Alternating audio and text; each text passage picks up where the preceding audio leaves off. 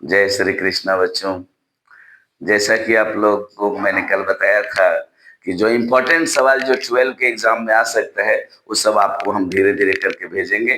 तो आज इसी तरह का एक सवाल आपके सामने है और ईश्वर ने चाहा तो अगले साल ये अवश्य एग्जाम में आए। इस वर्ष का जो एग्जाम होगा उसमें आपको आ सकता है। तो देखिए, इसमें पहचान करना है कि यह स्वतुल्य, ये जो संबंध दिया हुआ है कि 1 2 3 में R 1 1 2 2 3 3 3 1 2 2 3, यह स्वतुल्य तो है लेकिन सम्मित और संक्रामक नहीं है।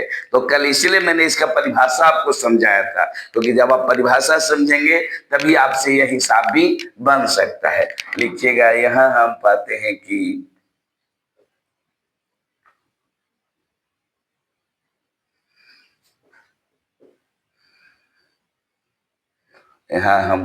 हैं कि R बराबर 1 1 2 2 3 3 1 2 2 3। तो देखिए, स्वतुल्य होने के लिए कल का नियम याद कीजिएगा। ए बिलोंग्स टू आर होना चाहिए। For all values of a belongs to A, या ए बिलोंग्स टू आर। ये रिलेशन के जितने भी मेंबर्स हैं सब इसमें आना चाहिए। A belongs to A, a belongs to A. ये किसकी पहचान है बच्चों? तो स्वतुल्य की पहचान है।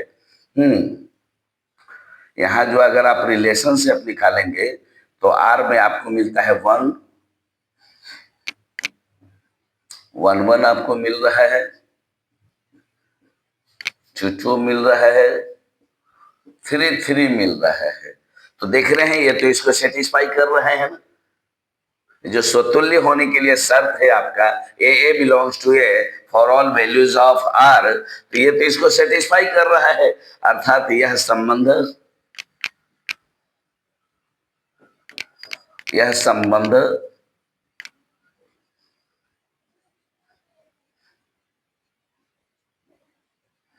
स्वतुल्य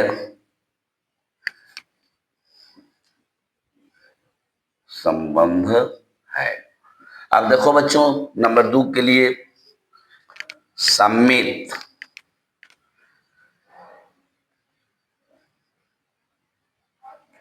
होने के लिए क्या चाहिए बच्चों? तो A B belongs to R तो होना चाहिए, तथा या तो लिख दीजिए, तो B A belongs to R होना चाहिए। अगर A B belongs to R है तो बी ए भी आर में बिलोंग्स करना चाहिए। अगर ऐसा मिलेगा तो सम्मित है, नहीं तो सम्मित नहीं है। यहां आप देख रहे हैं 1 1, तो 1 1 ठीक है। आपको 2 2 मिल रहा है, तो यहाँ क्या मिल रहा है? 1 2, तो 2 1 भी होना चाहिए था। और 2 3 है तो 3 2 भी होना चाहिए था। अगर ऐसा होता तो हमारा यह सम्मित हो जाता, लेकिन ऐसा तो हमको नहीं मिल रहा है। 1 2 बिलोंग्स टू आर है, लेकिन 2 1 does not belongs to R है। 2 3 बिलोंग्स टू आर है, लेकिन 3 2 does not belongs to R है। अतः यह संबंध सम्मित नहीं है।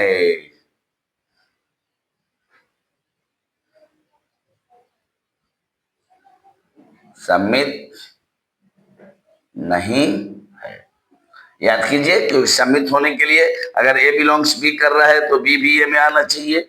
A B belongs to R तो बी ए भी आर में बिलोंग्स होना चाहिए। लेकिन चूंकि यहाँ आपको 1 2 तो मिलता है लेकिन 2 1 नहीं है, 3 2 है लेकिन 2 3 है लेकिन 3 2 नहीं है, इसलिए यह सम्मित नहीं है। अब एक संबंध आपको और बच गया, और वो है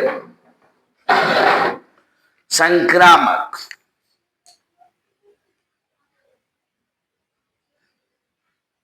होने के लिए, कोई बच्चा बताएगा संक्रामक होने के लिए क्या चाहिए?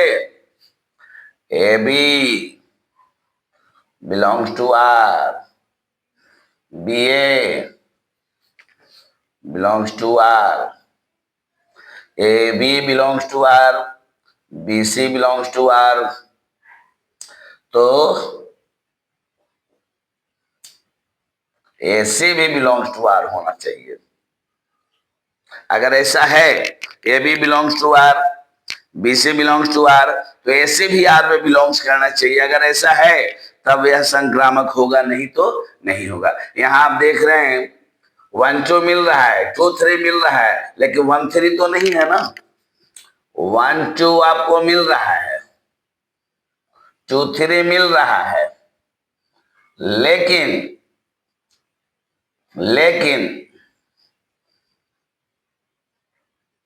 1 3 नहीं मिल रहा है, 1 3 नहीं मिल रहा है, 1 3 नहीं मिल रहा है, यानी ऐसी नहीं मिल रहा है। अतः यह संबंध संक्रामक नहीं है। अतः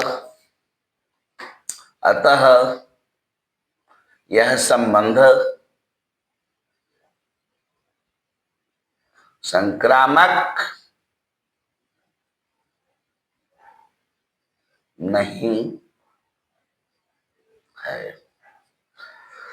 तो इस तरह से आपने देख लिया। पहले तो पहचानने का तरीका मुझे मालूम होना चाहिए। A belongs to R for all values of a belongs to are.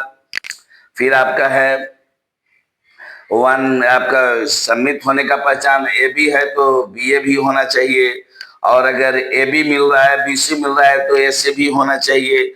और चूंकि यहाँ ये दोनों नहीं हो रहा है और ये यहाँ बिलोंग्स कर रहा है, अतः यह स्वतुल्य तो है लेकिन सम्मित और संक्रामक नहीं है। आप लोग अच्छी तरह से इसे देख लें, लिख लें, और संभव हो तो इसका स्क्रीनशॉट ले लें। अगर लिख सकते हैं तो लिख लीजिए, लेकिन ये सवाल एग्जाम में आएगा, आपको आप ध्यान रखेंगे और पहचानने का तरीका अवश्य याद रखेंगे। ये लाइन आपके लिए इंपॉर्टेंट है, ये लाइन आपके लिए इंपॉर्टेंट है, और ये लाइन आपके लिए इंपॉर्टेंट है। ये 3 लाइन आप अवश्य रखेंगे। अगर ये 3 लाइन आपके ध्यान में आ गया तो समझिए कि इसका सारा का सारा हिसाब आपसे बन जाएगा, क्योंकि यही पहचान करना है कौन स्वतुल्य होगा, कौन सम्मित होगा और कौन संक्रामक होगा। ठीक है, तो अगले वीडियो में फिर आपको इसका अगला इंपॉर्टेंट हिसाब में भेजता हूं। जय श्री कृष्णा।